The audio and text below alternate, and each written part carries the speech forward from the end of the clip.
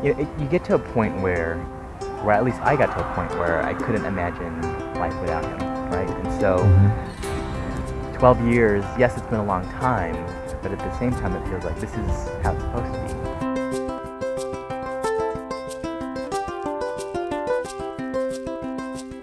So we met on Match.com. Lester was the one to contact me first, so I like to point that out.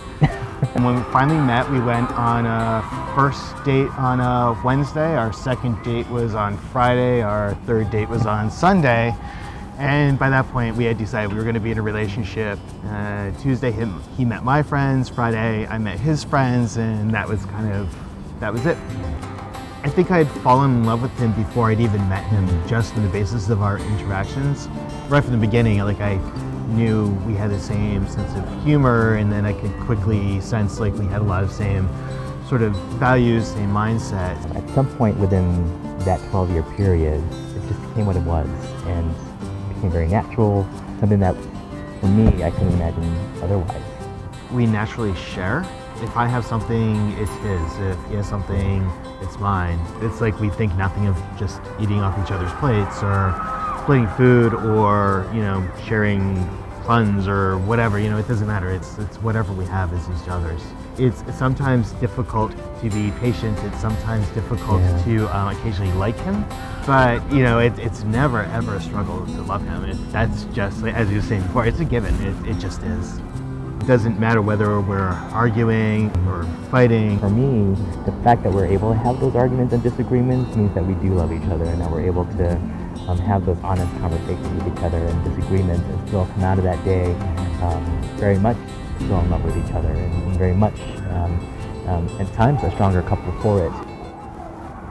I think more so than the interracial aspect, I think we have very different histories and different backgrounds in terms of our family upbringings, and so I think for me it's been an interesting experience, just being able to learn and grow with each other, and to kind of come to appreciation of our different experiences growing up in our different family structures. And so I think that piece of it has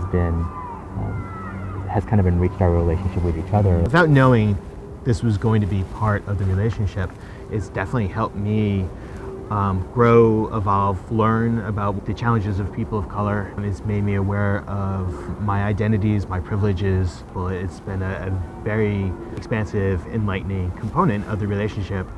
Loving looks like... Letting you go first.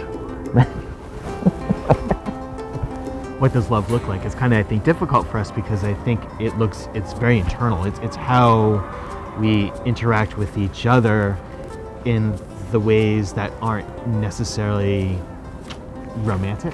So in a way, loving looks like being comfortable with each other. Loving looks like us having those small moments of intimacy that we don't realize are those small moments of intimacy because they're so natural for us, and not being concerned about what everyone else is doing or what everyone else is perceiving. And so, yeah.